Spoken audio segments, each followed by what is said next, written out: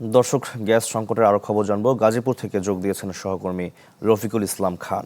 রফিক, গাজীপুরে গ্যাস সংকট কতটা তীব্র আকার ধারণ করেছে জানাবে, এবং ফিলিং স্টেশনগুলোতে সরবরাহ কেমন দেখছেন?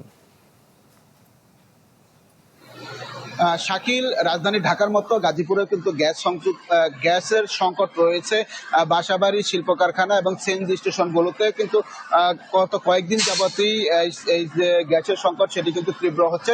আমি যে সিএনজি স্টেশনটিতে রয়েছি, মূলত এই সিএনজি স্টেশনে কিছুটা প্রেশার রয়েছে, যে কারণে আমরা দেখছি যানবাহনের কিন্তু লম্বা লাইন রয়েছে আসলে গ্যাস নেওয়ার জন্য। বাকি যে সমস্ত সিএনজি স্টেশনগুলো রয়েছে সবগুলো সিএনজি স্টেশনে কিন্তু গ্যাসের প্রেশার রয়েছে 100 কিংবা 100-র নিচে। এই সিএনজি স্টেশনকে 180 পর্যন্ত প্রেশার রয়েছে, যে কারণে এখান থেকে অনেকে গ্যাস নিতে পারছেন এবং লম্বা লাইন ধরে কিন্তু এখানে গ্যাস নিচ্ছে। তারা পাম্প কর্তৃপক্ষ যেটি বলছেন, তারা এই গ্যাসের প্রেশার ওঠানোর জন্য প্রায় 1 ঘন্টা মতো সিএনজি স্টেশনটি আসলে বন্ধ রেখেছিল। তারপরে এখন আসলে 100-র উপরে, প্রায় 200-র কাছাকাছি প্রেশার রয়েছে। তো আসলে যে অন্যান্য যে সমস্ত সিএনজি স্টেশনগুলো রয়েছে সেইগুলো কিন্তু 100-র নিচে থাকার কারণে অনেকে কিন্তু গ্যাস দিতে পারছেন না।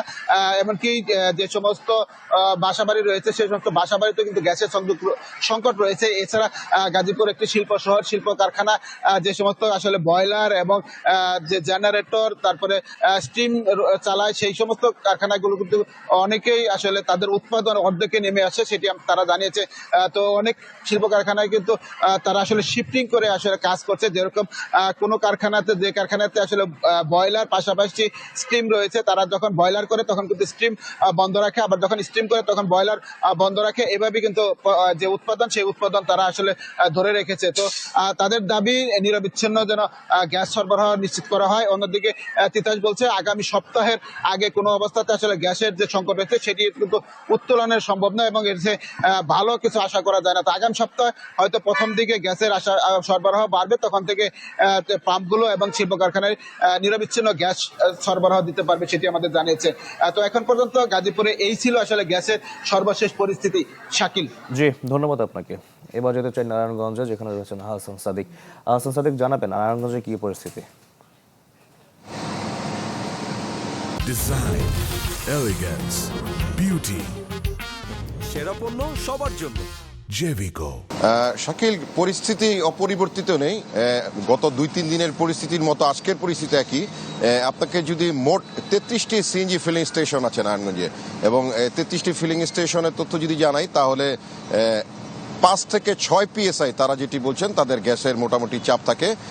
তবে এটি 1টা নাগাদ, দুপুর 1টা নাগাদ থাকে এবং 1টার পরে এটি নেমে 2 বা 3 PSI-তে আসে।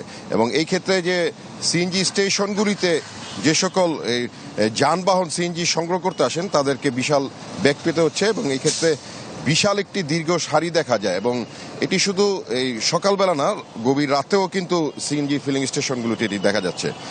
তো এই ক্ষেত্রে সিএনজি চালিত যে সকল যানবাহন রয়েছে সেগুলিতে কিন্তু গতকাল থেকে ভাড়া, সিএনজি না পাওয়ার কারণে ভাড়া বাড়ানোর একটি অভিযোগ কিন্তু যাত্রীদের কাছ থেকে আমরা পাচ্ছি।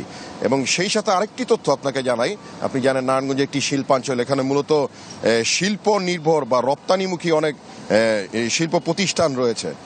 তো এই সকল শিল্প প্রতিষ্ঠানে যারা মালিক রয়েছেন তারা বলছেন যে তাদের আসলে উৎপাদন খাত ব্যাহত হচ্ছে এবং উৎপাদনের যে বিষয়টি সেটি অর্ধেকের নিচে নেমে এসেছে। এবং এই ক্ষেত্রে তাদের যে সকল পণ্য রপ্তানি করতে হয় একটি সময় বেঁধে দেওয়া হয়, এই সময়ের মধ্যে তাদের পণ্য রপ্তানি করতে না পারলে অর্থনৈতিকভাবে বিশাল ক্ষয়ক্ষতি হবে বলে তারা জানাচ্ছেন। এবং শুধু শিল্পাঞ্চল বা সিএনজি স্টেশনগুলো নয়, আবাসিক যে সকল স্থান রয়েছে এখানেও কিন্তু একই পরিস্থিতি দেখা যাচ্ছে। এবং গ্যাস সংকটের কারণে কিন্তু আবাসিক যে সকল নাগরিক রয়েছে তাদেরকে কিন্তু বিশাল বেগ পেতে হচ্ছে।